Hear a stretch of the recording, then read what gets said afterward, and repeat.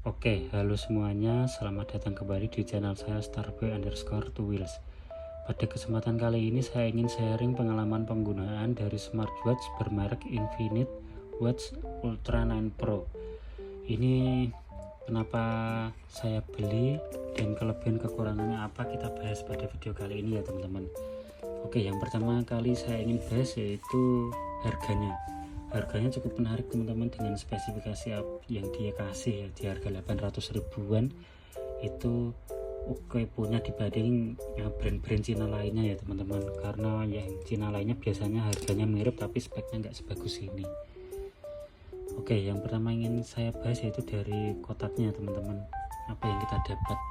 Untuk pengalaman unboxingnya sendiri cukup menarik ya teman-teman. Boxnya tuh niat ya, dan premium banget rasanya untuk harga di 800 ribuan ya, walaupun ini terinspirasi dari Apple ya teman-teman, Apple Watch. Oke, kita unboxing bareng-bareng ya teman-teman apa yang ada di isi dalam box ini. Tuh keren banget teman-teman untuk boxnya sendiri ya, colorful dan niat gitu, terasa niat untuk packagingnya ya. Oke, ini kita kesampingkan dulu. Oke, ini adalah boxnya teman-teman, bisa teman-teman lihat ya, tuh menarik banget, belakangnya polos. Kita buka ya teman-teman, sebenarnya sini udah di luar. Ini kita bahas isi dalam boxnya apa aja. Yang pertama ada kartu ucapan atau surat cinta dari Infinite ya teman-teman, Infinite Watch, dan kartu garansinya. Selanjutnya ada buku panduan penggunaan, bisa teman-teman baca. Lalu di dalam boxnya itu ada smartwatchnya sendiri, ada strapnya dua, ada strapnya, dan ada dock chargingnya. Itu teman-teman ya, dock chargingnya. Oke, yang kita kesampingkan dulu. Yang ingin saya bahas yang pertama, pada waktu itu kenapa saya beli ini, yaitu untuk menggantikan smartwatch saya sebelumnya, yaitu Amazfit GTR generasi pertama tahun 2019 ya teman-teman. Jadi udah 5 tahun, ini udah cukup oke lah untuk penggunaan 5 tahun ya teman-teman. Saya udah nggak bisa hidup karena baterainya benar-benar udah ngedrop, layarnya juga udah rusak ya, jadi di pencet-pencet itu udah nggak bisa. Dan akhirnya saya ganti ke ini. Kenapa kok saya malah downgrade ya teman-teman dari Amazfit GTR ini? Oke, saya cerita dikit dulu alasan beli. Kenapa beli Amazfit GTR ini? Karena ini adalah pionir smartwatch harga cukup terjangkau ya teman-teman, biarpun harganya 2,5 jutaan ya waktu launching. Karena waktu itu di awal-awal smartwatch itu pemainnya hanya dari Samsung dan Apple yang harganya udah di atas 5 jutaan ya teman-teman. Jadi ini cuma nawarin setengah harga, cuman rasanya pun penggunaannya cukup oke ya, nggak terlalu kedodoran. Jadi dari segi fiturnya, penggunaannya, dan spesifikasinya itu cukup oke ya. Layarnya udah AMOLED pada waktu itu, dan fitur-fiturnya banyak, dan build quality-nya pun oke ya, walaupun ini udah 5 tahun ya teman-teman, dari 2019 sampai 2024 akhir ini. Cuman minus kotor aja, tapi overall bodinya tuh kokoh dan kuat ya. Layarnya pun nggak ada retak, nggak ada pecah, cuman sering jatuh jadi touchscreen-nya bermasalah, gitu aja permasalahannya. Jadi saya ganti ke ini. Oke, kita kesampingkan dulu. Ini yaitu chargernya dari Infinite ya teman-teman, model magnetik, kepalanya USB A, tinggal ditempel aja kalau mau ngecas ya teman-teman. Magnetnya pun cukup kuat ya teman-teman, biarpun nggak terlalu kuat, digoyang dikit aja, kalau digeser juga udah lepas. Oke, kita bahas smartwatchnya ya teman-teman. Kenapa saya beli ini? Karena di harga 800 ribuan ini paling worth it. Kita bahas spek sheetnya dulu ya teman-teman. Layarnya udah AMOLED dan terbesar ya teman-teman, sekitar 2,2 inci. Yang kedua yaitu kelebihannya, setelah yang pertama layarnya AMOLED, yang kedua yaitu bodinya ini kelihatannya metal asli ya teman-teman, biarpun saya juga kurang percaya sih. Cuman ini so far cukup berat, build quality-nya juga kuat, diketok-ketok tuh padat ya, nggak kopong.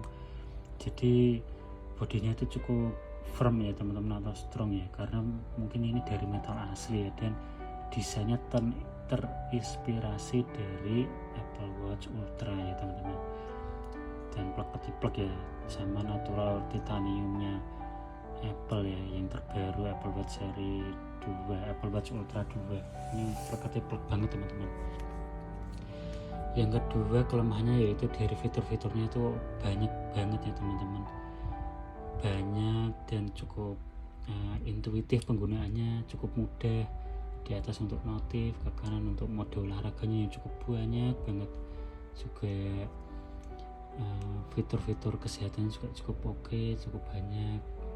Ini kita bahas body-bodinya teman-teman. Ini tombol untuk on off, bukan ya teman, untuk lari ke menu ya. Nah, lari ke menu ini nyambungnya pakai bluetooth, ada aplikasinya namanya M Active Pro, bisa teman-teman download di Play Store ataupun Apple Store ya teman-teman. Jadi ini kompatibel untuk Android dan iPhone atau iOS.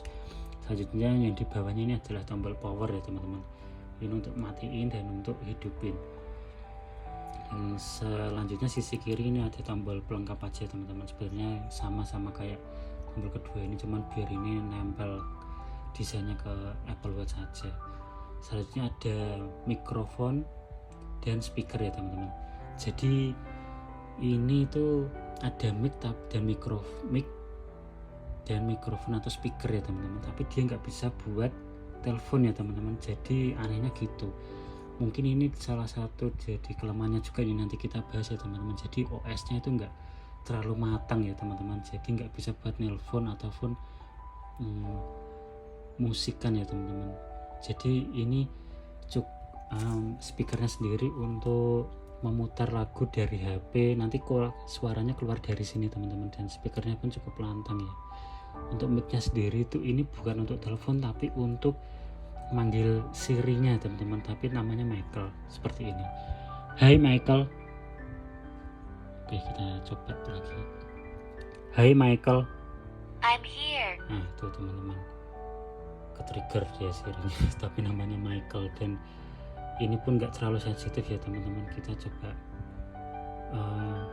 Hai Michael, I'm here. open YouTube. Tuh dia bengong teman-teman, gak mudeng. Open message, open kamera. Tuh dia bengong, banyak bengongnya karena emang biasanya produk-produk Cina yang mereknya itu nggak terlalu terkenal itu tuh biasanya kalahnya tuh di kematangan OS ya teman-teman. Jadi di penggunaan keseharian itu kurang ini ya teman-teman, kurang enak lah, kurang matang gitu, ibaratnya OS-nya masih mentah. Beda kalau dengan merek-merek Cina yang terkenal kayak Xiaomi, Huawei gitu, itu mesti pasti pengalaman penggunanya oke banget ya teman-teman. Yang selanjutnya ingin saya bahas yaitu dari kelemahannya, yaitu dari baterainya teman-teman. Ini baterainya boros, super boros ya teman-teman. Pada awal waktu pemakaian itu mode standby bisa sampai 7 hari atau 1 minggu ya teman-teman standby-nya. Tapi selama kelamaan dipakai dan sudah saya pakai sekitar berbulan-bulan ya teman-teman, dikonekkan HP ini 1 hari full habis teman-teman, 24 jam langsung habis. Jadi baterainya itu cepat banget ngedrop ya, cepat banget habis kalau dikonekkan ke HP. Kalau mode standby pun cuman nyala di 2-3 hari pun, 2-3 hari aja ya teman-teman. Jadi lama-kelamaan dipakai baterainya cepat ngedrop. Tapi itu ya teman-teman, kelemahan brand Cina yang brandnya nggak terlalu dia fokus di produknya, yang cuman jualan aja tuh kayak gitu ya teman-teman. Jadi mesti ada kelemahan dan kelebihannya. Selanjutnya ya dari itu ya teman-teman, pengalaman penggunanya kurang enak ya teman-teman. Saya saranin teman-teman kalau punya duit 800 ribuan, cari smartwatch yang benar-benar matang dari sisi mereknya, OS-nya, penggunaannya itu pasti lebih nyaman dan enak untuk jangka panjang daripada beratin dari desain aja, dari layarnya aja yang kece cuman penggunaannya kurang oke. Saya saranin teman-teman cari smartwatch lain yang harganya sama tapi dari merek yang mainstream ya teman-teman, kayak Xiaomi atau Huawei itu udah oke punya ya, mesti OS-nya udah matang dan pengalaman penggunaannya mesti enak. Oke, mungkin gitu aja ya teman-teman yang bisa saya sharing, alasan dulu kenapa beli, kelebihan dan kekurangannya. Kesimpulannya gimana? Kesimpulannya oke-oke aja sih teman-teman untuk harga 800 ribuan ya. Kalau teman-teman mantengin looks dari luar pasti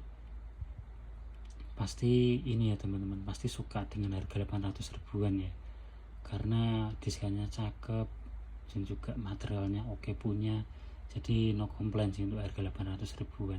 Terutama layarnya sih ini teman-teman, bezelnya tuh tipis untuk harga 800 ribuan dibanding teman-teman Cina yang lainnya, yang dari merek-merek lain tuh biasanya bezelnya agak tebel dan layarnya masih IPS, belum AMOLED kayak ini. Ini udah AMOLED 2,2 inci, jadi cukup gede, bezelnya tipis. So far untuk harga 800 ribuan ya, mau dikomplain juga harganya murah, tapi kalau nggak dikomplain juga brandnya nggak improve ya teman-teman. Jadi gitu aja sih teman-teman. Terima kasih sudah menonton, silahkan teman-teman like, komen, dan subscribe. Sekian videonya.